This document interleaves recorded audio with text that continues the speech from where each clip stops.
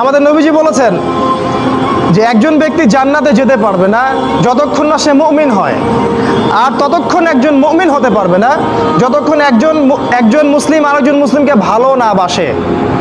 তিনি বলছেন, আমি কি তোমাদেরকে জানিয়ে দেব, আলা আদুল্লুকুম বিশাই, এমন কিছু তোমাদেরকে জানিয়ে দিব যেটার দ্বারা তোমরা একে অপরকে ভালোবাসতে পারবে।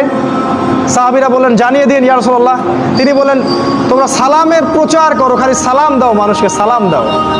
এই সালামটুকু দেন, ভাইয়ে ভাই মহব্বত হয়ে যাবে। আমাদের নবীজি বলেছেন যে একজন ব্যক্তি জান্নাতে যেতে পারবে না যতক্ষণ না সে মুমিন হয়, আর ততক্ষণ একজন মুমিন হতে পারবে না যতক্ষণ একজন মুসলিম আরেকজন মুসলিমকে ভালো না বাসে। তিনি বলছেন, আমি কি তোমাদেরকে জানিয়ে দেব, আলা আদুল্লুকুম বিশাই, এমন কিছু তোমাদেরকে জানিয়ে দিব যেটার দ্বারা তোমরা একে অপরকে ভালোবাসতে পারবে। সাহাবীরা বললেন, জানিয়ে দিন ইয়া রাসূলুল্লাহ।